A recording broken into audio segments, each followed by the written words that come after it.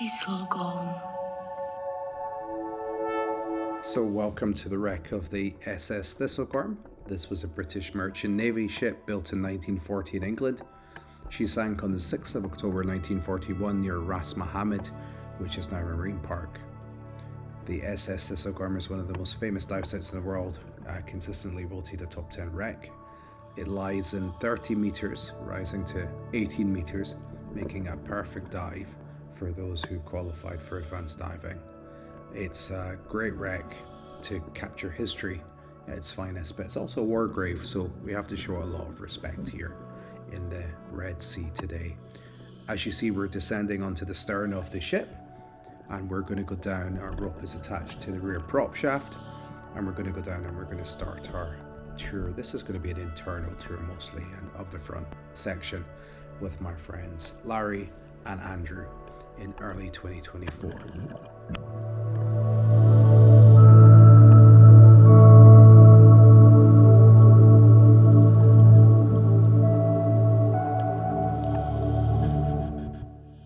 So here we're descending down into the debris field. This ship was hit by a bomb in the 1940s by a German bomber, and so it completely destroyed the rear section of the ship. The rear section in this is hold 3, and the remains of hold 4 we're descending on, which contain the ammunition, and you can see these below us in the boxes here. This is ammunition and shells being transported to fight in the Middle East and Africa. As you can see, the boxes are mostly intact, and they're surrounded by pieces of the wreck, which is disintegrated. Unfortunately, 9 seamen lost their lives on this boat, which is really sad, and it's a war grave in itself. Now, as we can see just out in front of us, at the top of the frame now, there's a steam locomotive. This was partially recovered in the 1940s by the British Navy, which is why it's not complete. And you'll see ahead of us, we're going to swim around this now, and you'll get a closer view and be able to see just how fascinating this wreck is, and having such a thing. This was carried on the deck of the boat, and the explosion through this distance now out to the port side, and it's resting on the seabed upright.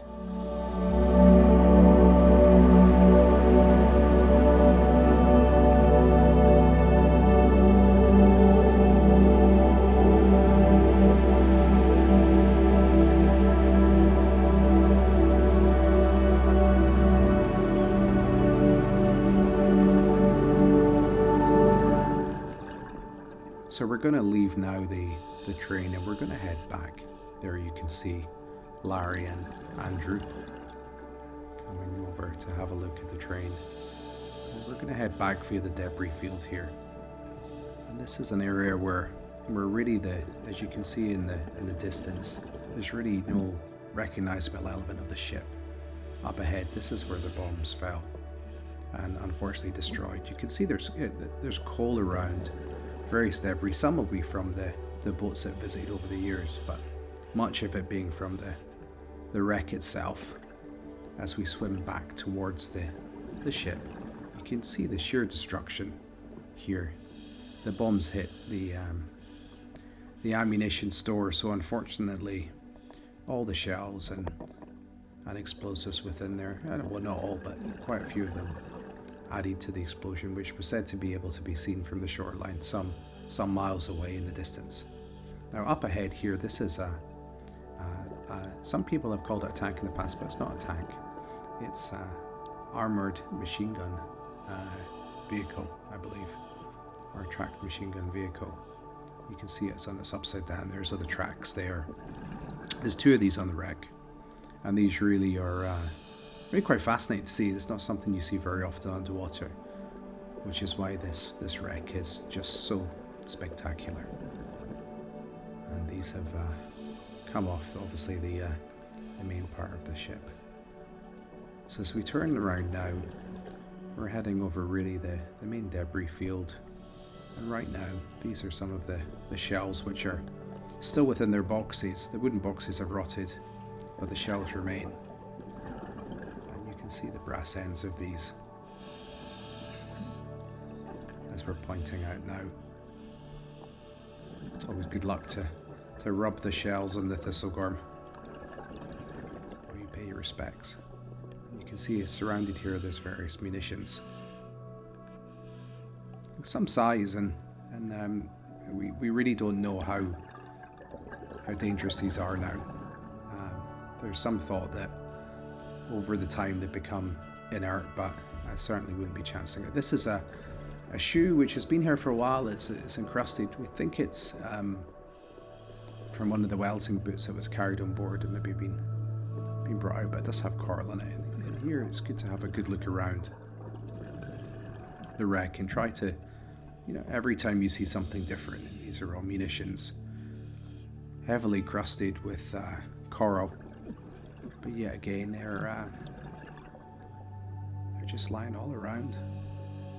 This is the stern section of the boat, or of the ship, and it's really been torn apart. Those are cross sections of the hull you just seen there.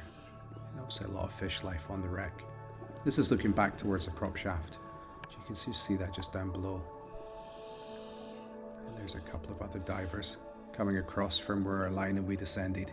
And you can see the debris field here as we carry on back now towards the front of the ship across the debris field.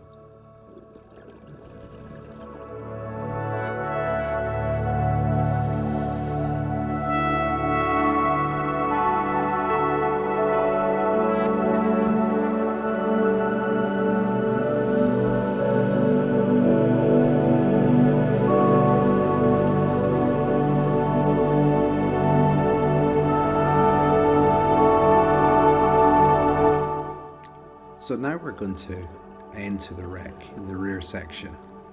So we're now entering, we're above hold 4 where the ammunition was stored, and we're going to head towards hold 3 through this area here, which is, as you can see, it's quite dark, so we need our flashlights. The wreck is in a great condition. It really is spectacular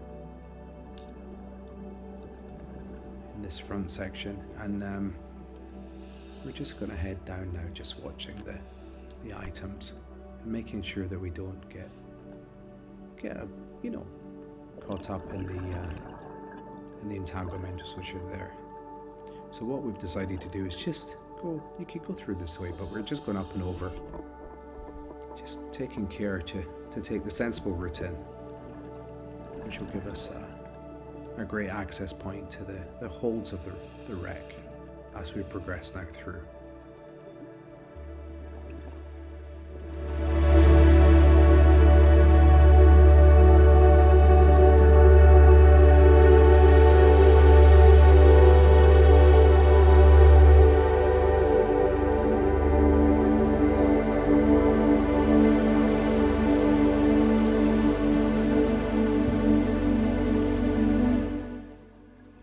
As you can see now, we're passing through this area, about to go deep inside the shipwreck. And this area here is just around about the area of hold 3 to 4, down the corridors here of the lower deck of the ships. There's a lot of coal around here, so there's not too many items in this area. It's really empty at this point, but the structure of the ship itself is very good. As you can see, there's some collapse in different areas, and when we're moving to the right here, you can see the lower level, a couple of divers down there exploring the lower level. So we're just going to go through here. The key thing is to try to avoid having too many people in the certain areas of the wreck at one time, but this is an extremely quiet time to dive this at this time of year. A little bit chilly, but really the ability to have this wreck really just to yourselves is just absolutely incredible. Now here's one of the fascinating things. We can see a truck right in front of us coming out of the darkness. These trucks are placed in the lower level of the hold and have been there since 1940, which is quite spectacular to think about. Now, each one of these trucks and vehicles is fully loaded. They had a rear section, which was crammed with items much needed by the Allies in North Africa. You can see the glass is still there. The front of these vehicles, this is the hoods of the vehicles, as it's in the US or bought in the UK. And this is the inner part of the vehicles. And here we come over one of the most spectacular things, motorcycles. There were BSA motorcycles and Norton and aerial motorcycles on this ship, and I would say the vast majority of these are still in place where they ended up on the seabed those many years ago. It's important in this wreck that you keep really good buoyancy, so as we cross over a gear stick there, our vehicle and more motorcycles. The buoyancy is key, really. You want to keep a nice neutral position. Really, there's a very little headroom. It's good luck to touch the tire. It's if you're a motorcyclist, it's a dream dive, this. And it's good luck to touch the tire and just really, you want to leave things as they are. Let me say hello. And just really experience the wreck in its glory and leave it as you found it. So these motorcycles here, you can see the tanks are rotted through, but they're remarkable condition for having been under the water for so many decades. I'll leave you to look at these incredible vehicles as we progress through the wreck.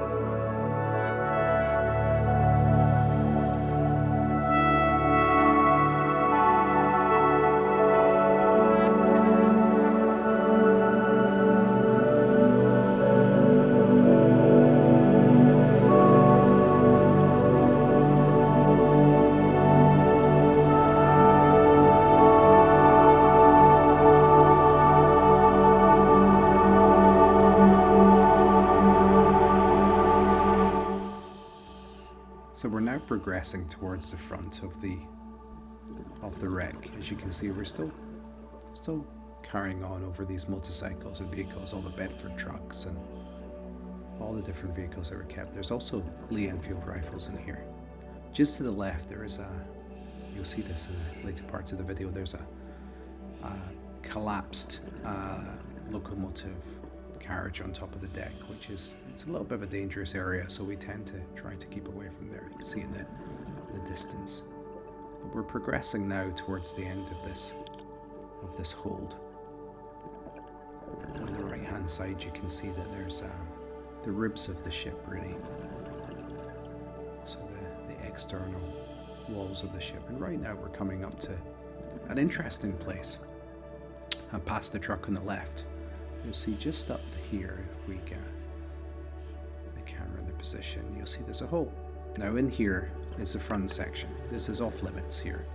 But right down there you'll see there's a very special object, which if you look in my channel you'll see there's another video on this, but we won't go into it in this one today.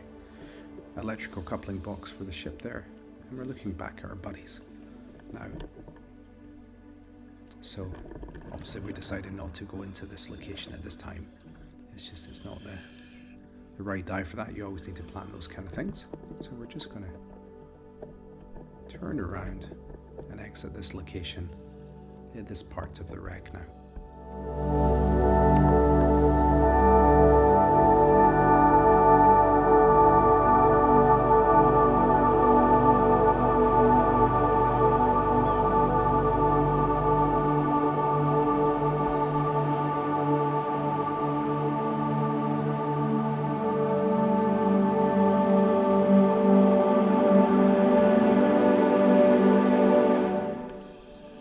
So we're going to progress out here now into the area around hold 1 and the central area of the shipwreck.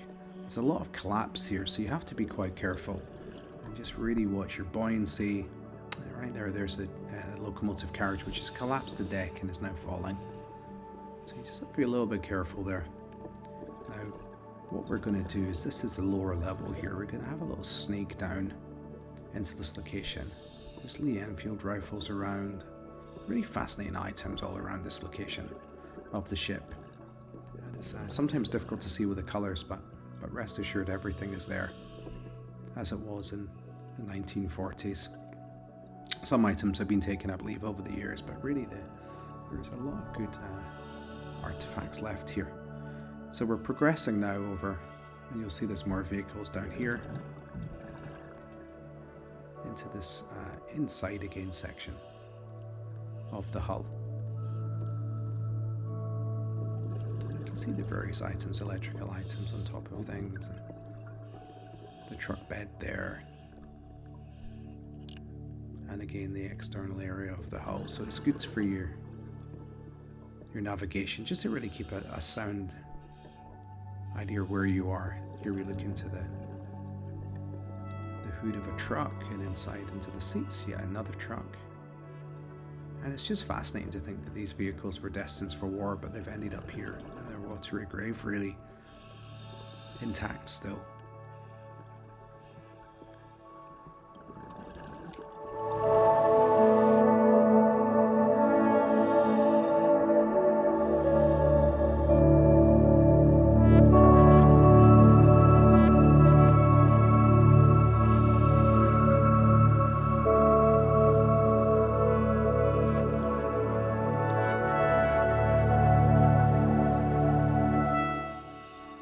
Looking out into the front section of Hold 1, and you can see there's been quite a large amount of collapse here.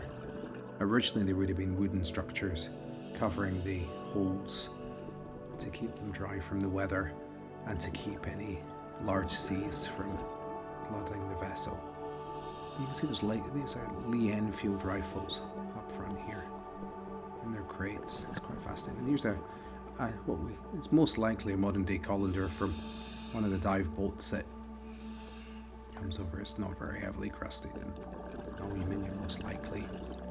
A few items around, tires, original tires, and again those are those rifles, which is quite fascinating to think in this day and age that these are still all there. Crates upon crates destined for war. And there you can see a motorcycle perfectly preserved. I'm not sure if that's a Norton type of motorcycle, but it's right there, tucked away for an eternity, resting, never to be used in the war. And it's really quite fascinating. So right now we're going to tuck behind, and again we're seeing various different items. So some of these items are just tires, as you can see, and spares, and again we have the lower hold, which we've got a great opportunity here to see really with no other divers around. As you can see, it's quite dark on the inside of the hull. There's various cut throughs in the walls where you can catch through, and this is we're going to sneak back here in towards hold 2 now. Hold 3 being really empty, just carrying coal, but we can see out into the opens there beyond hold 2, hull 2. And we can see now as we progress.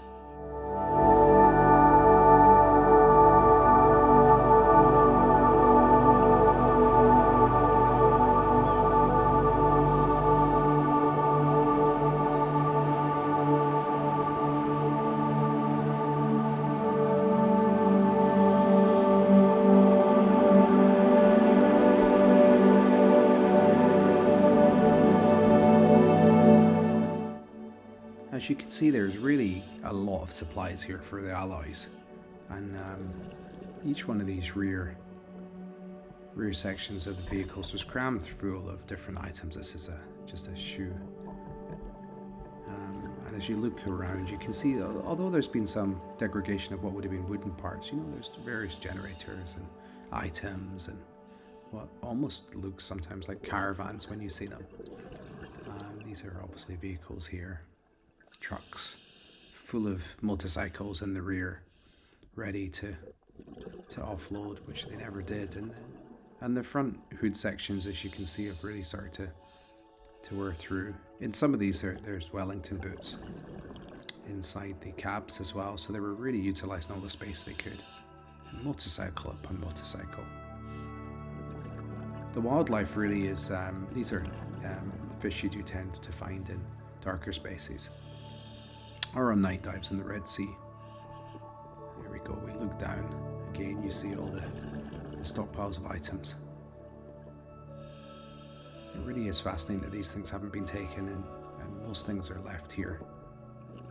Really to mark the tragedy, and also for the crew on board, the 9 guys. As a story that you can read about these guys and how some of them were just abandoned and to find their own way home. It was awful. Some of the survivors, obviously those that lost at sea, never recovered, which is very sad. And the pilot who shot down this or dropped the bomb on this ship returned the next day, because he was aware of another one. There was the Molar, and that was sunk, and also lies in around about the same. These are Wellington boots inside the cabs here. And again, we just turn them back round. As you can see, where the external wall there is the hull, and then you have the motorcycles. Really, just where they lay in that time, and the glass still in the vehicles, which is fascinating. Over the years, steering wheels and things like that have been removed, but really you do get the first dive on this one, you get a big sense of drama. It's just spectacular, and we were so lucky to be able to dive this with so few divers on the boat at this time of year, and it was worth it for the slightly colder weather.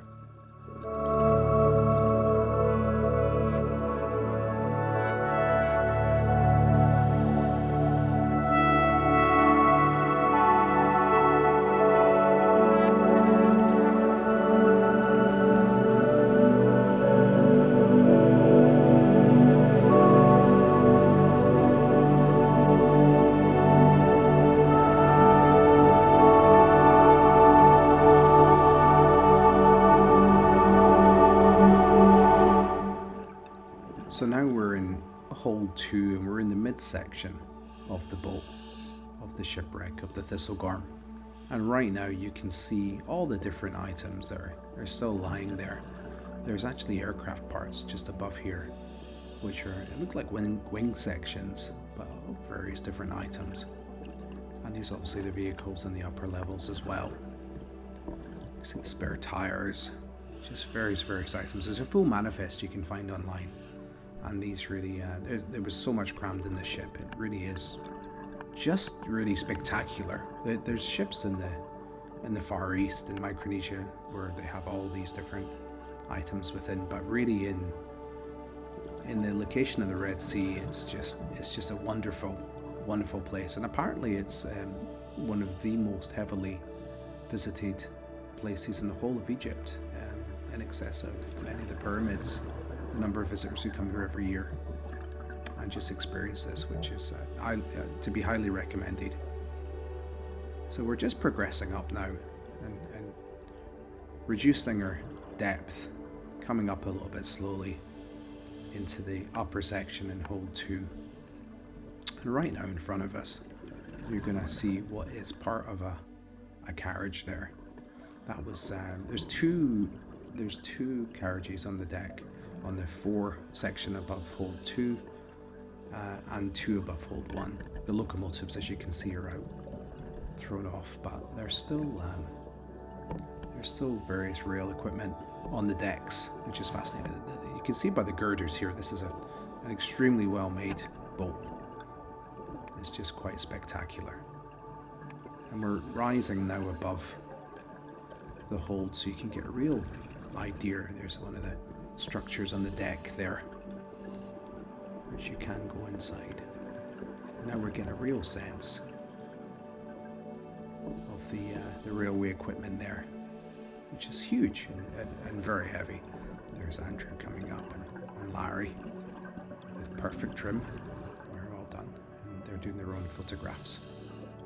Now we're around about 18 or so meters now at depth.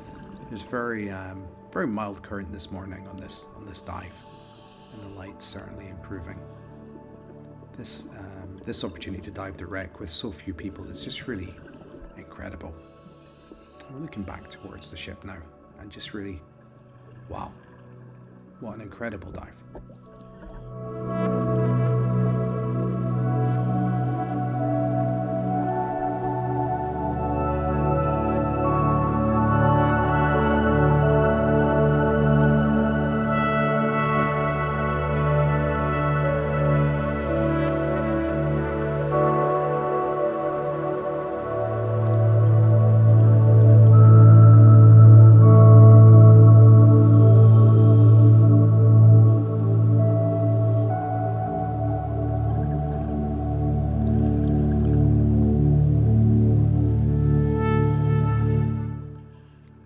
So as we progress across the top of the deck, you can see the different carriages here.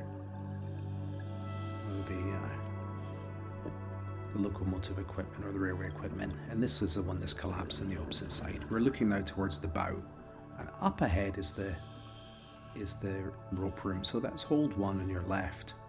To the right is the starboard side of the boat. And this one here you can see is crushed. I'm not sure if that's with the pressure or what's crushed this.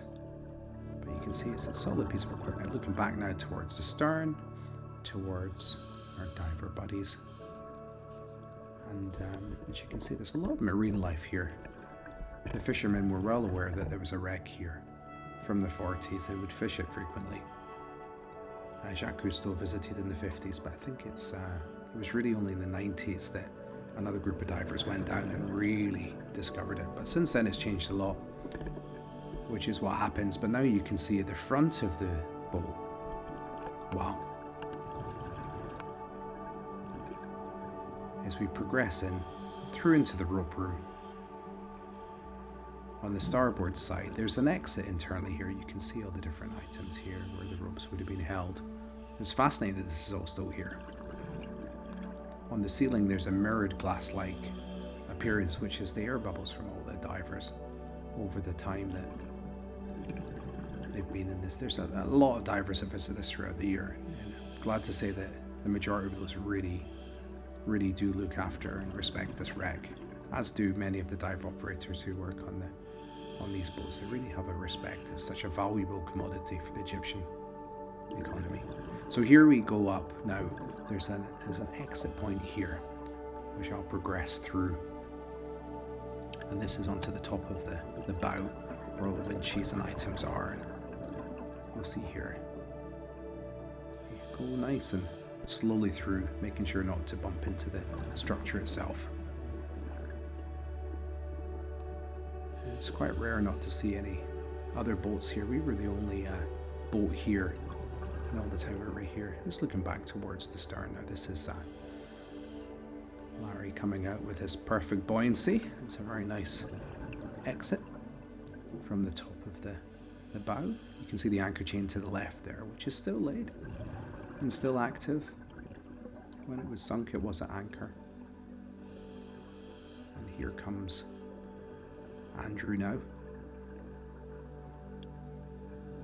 as they both progress through the wreck. And what we're going to do now is just now gently swim out in front of the bow. And I'm going to do a little bit of leg work here just to get a few meters out. We're sitting about 18 meters now, give or take.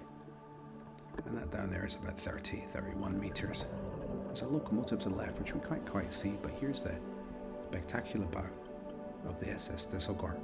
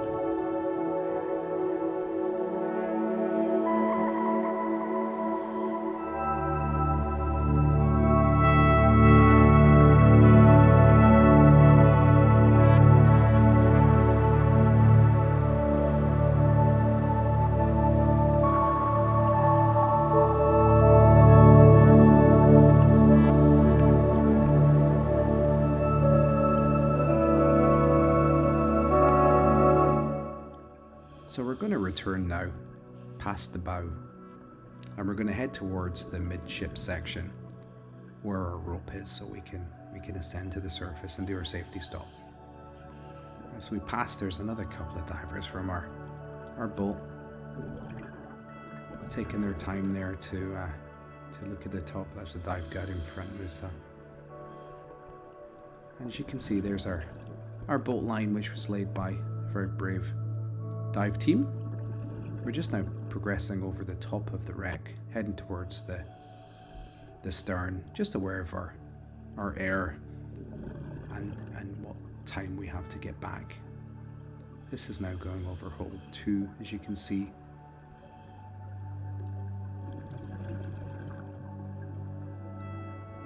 Now we're progressing along. As we look down, you can see one of the divers with a side mount cylinder there above hold 2.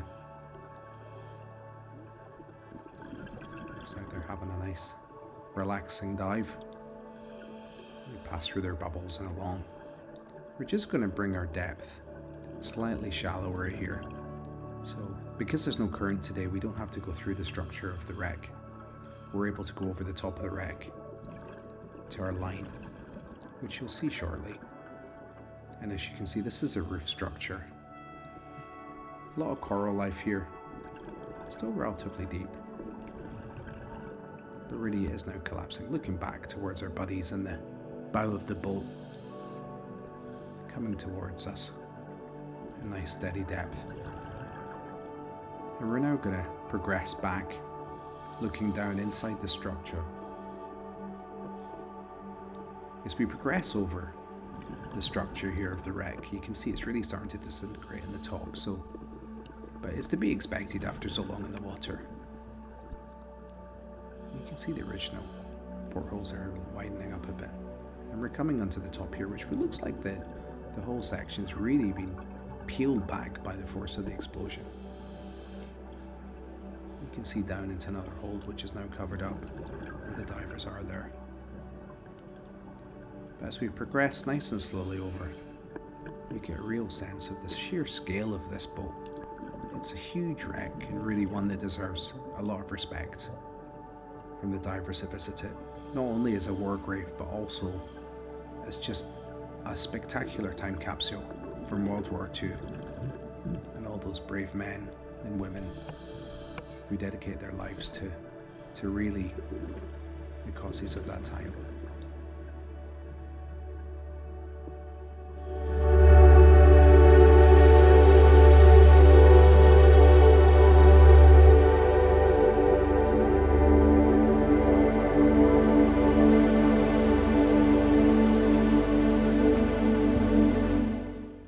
So we're now coming to the end of our dive, and as you can see, that's our line that takes us back to the boat. So we're going to head up now, make our safety stop, slowly progress up to the boat, and really take time to think about what we've really seen today. And I'm very happy to have shared this dive with you. It was one of the best dives I've ever done on Thistlegorm, and I've done a few dives now on the boat.